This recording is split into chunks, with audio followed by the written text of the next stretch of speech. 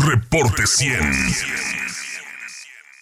Esta mañana nos acompañan aquí en cabina los economistas, Luis Núñez Noriega, actual titular de la Comisión de Fomento al Turismo de Sonora. Luis Núñez, ¿cómo estás? Buenos días, bienvenido. Buenos días, Juan Carlos, muchas gracias por la invitación. Si te puedes acercar un poco el micrófono. Muchas gracias por la invitación, Juan Carlos, muy amable. Marco Antonio Córdoba, vicepresidente del Colegio de Economistas de Sonora. Marco Antonio, ¿cómo estás? Buenos días. Buen día, Juan Carlos, gracias por la invitación, un gusto estar aquí contigo. Alejandro Romero Ayala, exdirector de Análisis Económico de la Secretaría de Economía, economista y colaborador de varios medios de comunicación. Alejandro, ¿cómo estás? Buenos días. Buenos días, muchas gracias también por la invitación. Vamos a hablar de ciencias ocultas, ¿no? Sí. Dice la maestra Olga Armida Grijalva que hablar de economía es hablar de ciencias ocultas, porque apenas ustedes le entienden a eso, a eso de la economía. Bueno, hemos hecho balances durante estas últimas semanas sobre cómo termina la administración estatal y cómo recibirá la administración estatal entrante el Poder Ejecutivo. En un análisis de estos 6 años, Luis, ¿cómo deja Claudia Pavlovich la economía de Sonora?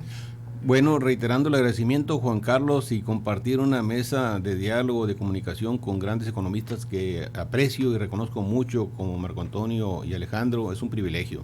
Creo que se ha hecho un gran esfuerzo en esta administración. Me tocó parcialmente esta administración como delegado federal de Economía los primeros 3 años, donde estuvimos trabajando muy fuertemente, atendiendo pymes. Posteriormente, los siguientes años del sexenio nos tocó atenderlos desde la perspectiva de turismo y hemos visto cómo se ha realizado un gran esfuerzo por continuar con un clima de atracción de inversiones que sea adecuado, que permita potenciar la generación de empleos, que permita activar diferentes sectores de la economía, particularmente sectores industriales que han estado creciendo y fortaleciéndose con nuevas inversiones, trabajar de la mano con el sector comercio y servicios que hoy por hoy se siguen potenciando, atraídos por un tema muy interesante que es el despertar de un turismo que a pesar de la pandemia se vuelve otra vez a reconfigurar en un escenario muy interesante para la economía sonorense. Vemos una economía con bajo nivel de desempleo, con creciente generación de empleos, con activación de atracción de inversiones importantes. Creo yo que podemos decir que estamos avanzando de manera positiva y creo que las cuentas que va a recibir la administración entrante van a ser buenas. Creo que hay muy buena intención en la administración entrante como para poder seguir potenciando. ¿Qué cifra de crecimiento sexenal cierra Claudia Pavlovich? Yo creo, no tenemos todavía los datos de cierre, yo creo que va a ser positiva. Yo pienso que vamos a crecer quizás a pesar de la pandemia y lo difícil que fue para todo el mundo, para todo el país, quizás alrededor de un 2% del PIB. En los 6 años. En los 6 años promedio, considerando esta drástica caída que tuvimos en la economía el año anterior. ¿Coincides, Alejandro Romero? Yo diferiría un poco, yo creo que va a ser cercano, la verdad, entre el 0 y el 1%. ¿Por qué?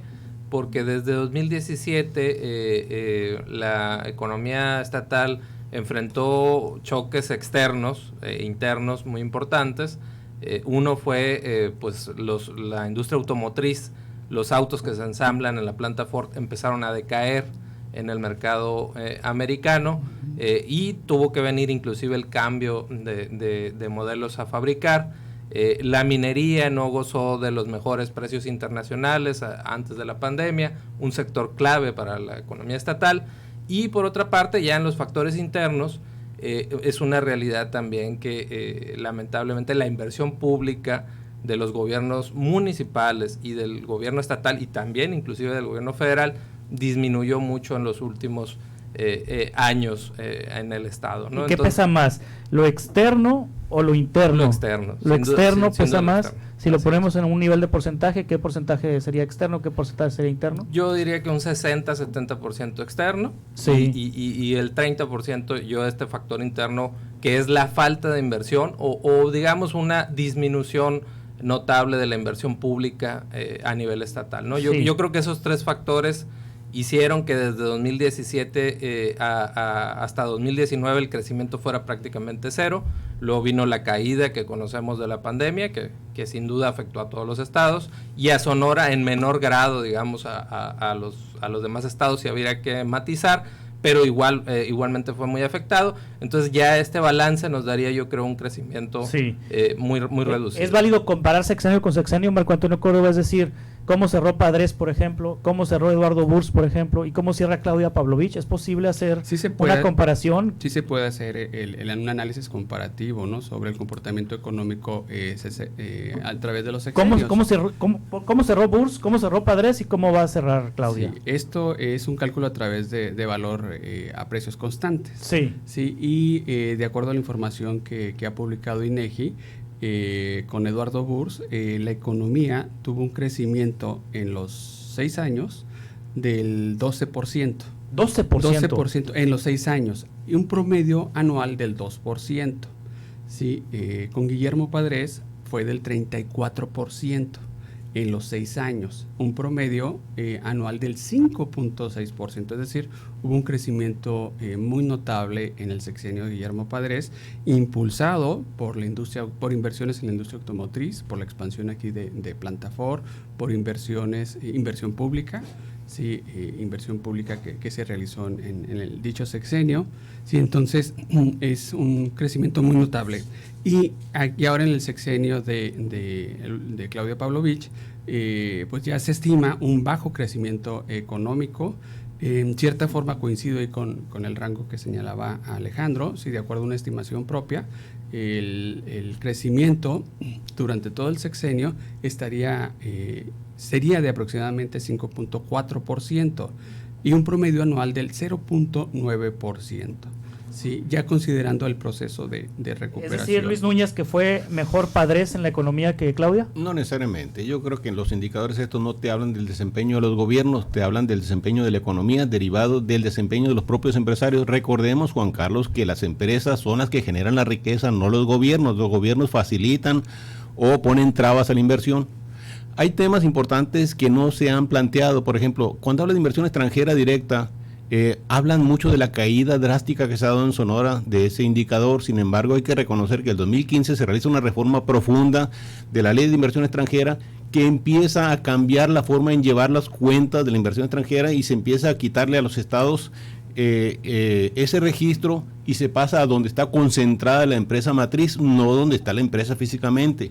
Y eso pareciera que en Sonora cayó el indicador de manera drástica. Sin embargo, no, la inversión se sigue generando, se sigue atrayendo a estos lugares. Tenemos un sexenio de muchísima inversión extranjera que si no se hubieran realizado esos cambios sería impresionante. Aún así, Sonora sigue siendo un polo importante para la atracción de inversión extranjera de manera muy sensible, muy significativa. Yo creo que las cuentas te marcan y te dan a entender cómo se desempeña la economía en base al desempeño propio de las empresas, de las industrias, de los sectores económicos. Es un tema fundamental. Y por otro lado, indicadores, por ejemplo, como el desempleo, que es muy bajo, Sonora sigue manteniendo tasa de desempleo muy bajo, te habla de la actividad económica. A pesar de la pandemia se sigue activando, se sigue moviendo y sigue generando empleos muy positivos para el estado de Sonora. Sí.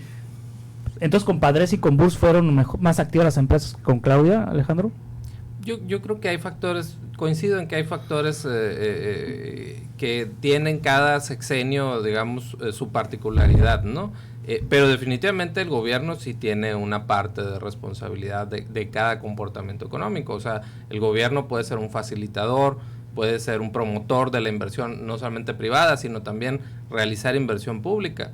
Pues recordemos, en el sexenio de Eduardo Burs estuvo el plan Sonora Proyecta, que contempló varias obras importantes de infraestructura. En el gobierno de Padres estuvo pues simplemente el acueducto Independencia, que por lo que pudiera señalarse sobre el acueducto, finalmente dotó de agua durante un buen tiempo de manera segura y todavía a Hermosillo. Y en lo que ha sido este sexenio, pues la verdad la única obra que se recuerda o que se va a recordar de manera notable es el Hospital General. Entonces yo creo que ahí sí ya hay una distinción de cierta responsabilidad de este gobierno que por los factores que pudieran mencionarse dejó caer la inversión pública, ¿no? Entonces ahí ahora, ¿qué tan justo es, Marco Antonio Córdoba, hacer una comparación entre la administración de Padres, que tuvo 5.4% de crecimiento económico, ¿no? Promedio anual. 2% tuvo Eduardo Burs, promedio anual. Sí. 2% Eduardo Burs. Y bueno, Claudia va a tener 0.9% así es, promedio anual.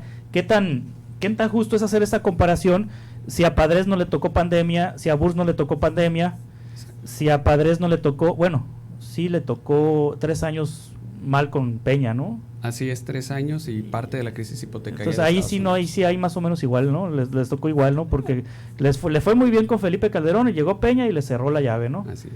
Y a Claudia y a todos los gobernadores, López Obrador le cerró la llave desde que llegó, pues, ¿no? Así es. Y le fue muy bien los primeros 3 años con Peña y luego ya le cerró la llave. Hubo una restricción de presupuesto. Y con Burs, a ver si hago memoria, con Burs le tocó Vicente Fox. 3 años. 3 años y Felipe Calderón 3 años. Ahí cómo le fue a Burs con los gobiernos federales, pues igual, ¿no?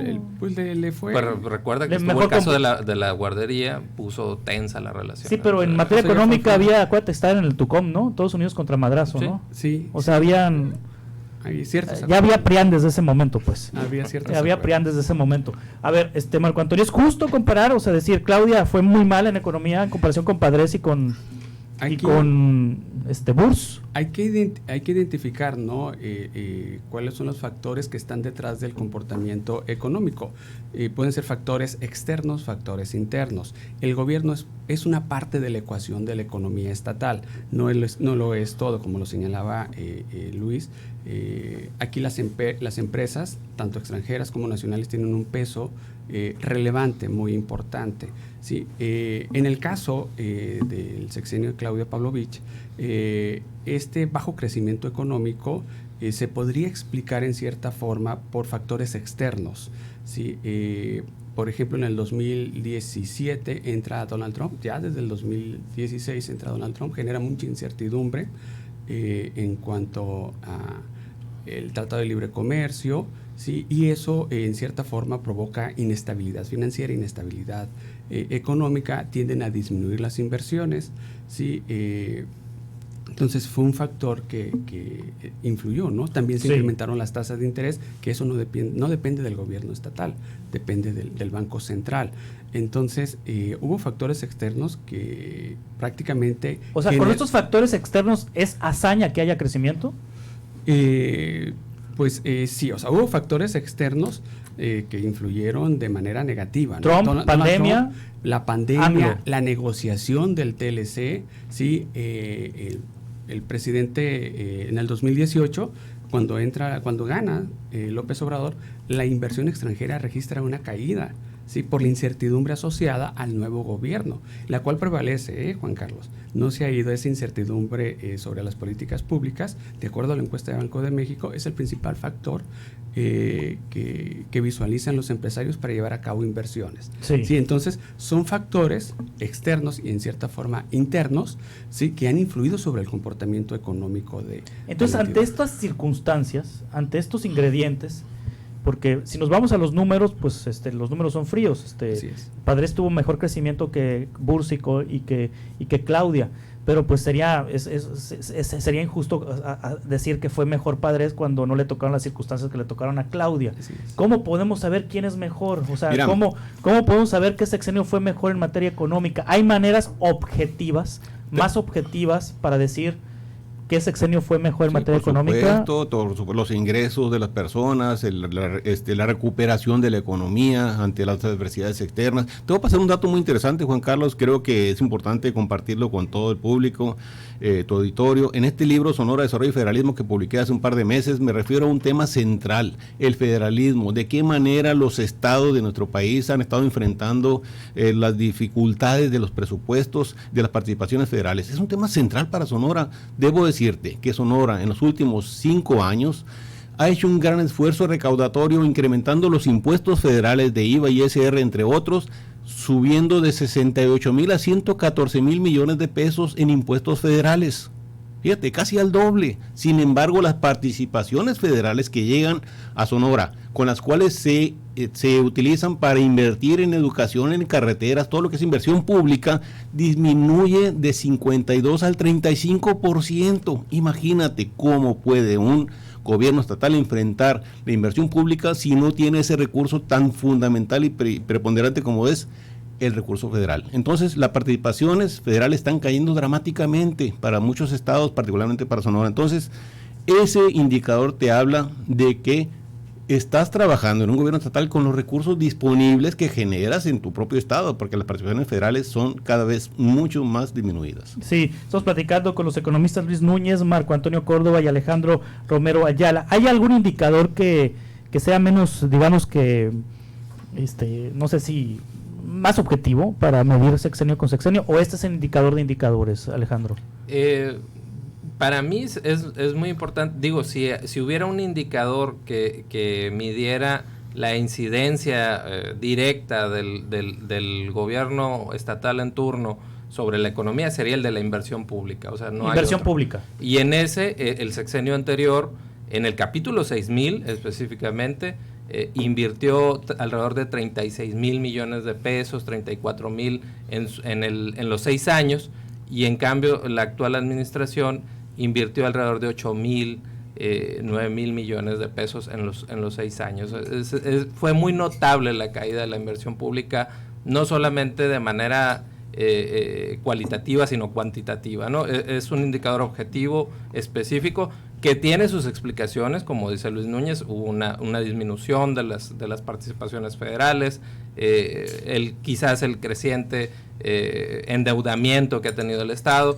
Podemos atribuirlo a lo que sea, pero finalmente sí hubo una disminución muy clara de la inversión pública, que es el brazo con el que interviene el gobierno estatal en la economía. Sí, Marco Antonio Córdoba, por ejemplo, la desigualdad, ¿es un factor que pudiera medirse sexenio con sexenio? Es decir, ¿la desigualdad se redujo, se mantuvo, creció en este sexenio en comparación al anterior y en comparación con BURS? ¿Cómo estamos? Hay un factor de Gini, ¿cómo se llama? El coeficiente de Gini. Gini. El coeficiente de Gini, que es el que te indica si la desigualdad se incrementó o disminuyó. Cuando es 0 es que es igual, es que todo es igual, ¿no? Así es. Y cuando es 1 es que está hay mucha desigualdad. Así es. ¿Ese factor se mide por estados? Sí, se mide por estados, y la próxima semana lo vamos a conocer, el dato más reciente. Ahorita lo que tenemos, Juan Carlos, es, por ejemplo, la pobreza. Cuando termina el sexenio de Guillermo Padres, la pobreza aquí en Sonora era del 29%. Sí. Ya para el 2018 la vuelve a medir Coneval, y ya se ubica en 27.9%.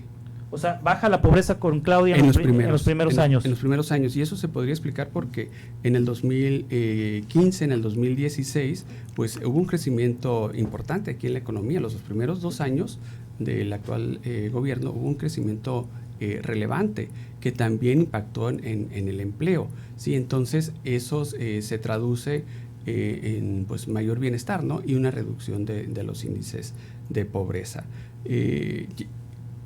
Eso para el 2018. La próxima semana vamos a conocer el indicador de pobreza para el 2020. Sí, viene lo de Coneval. Ajá. Así es. La estimación que se tiene es un incremento en la pobreza, pero aquí entra el factor la COVID. pandemia. Entra la pandemia, ¿no? Entonces, eso dificulta hacer un análisis comparativo muy objetivo entre sexenios, porque entró la pandemia. Alejandro señalaba mayor inversión pública en el sexenio de Guillermo Padres. De acuerdo, sí es cierto, pero la deuda pública también se incrementó. Eduardo Burrs la dejó aproximadamente en 4,000 millones de pesos, y con Guillermo Padres cierra aproximadamente en 17,000 millones de pesos. Sí, entonces hubo un crecimiento. O sea, 13,000 millones dejó de deuda Padres. Un incremento. Incrementó 13,000. 13,000. Con Eduardo Burrs hubo un manejo relativamente eficiente de la deuda pública.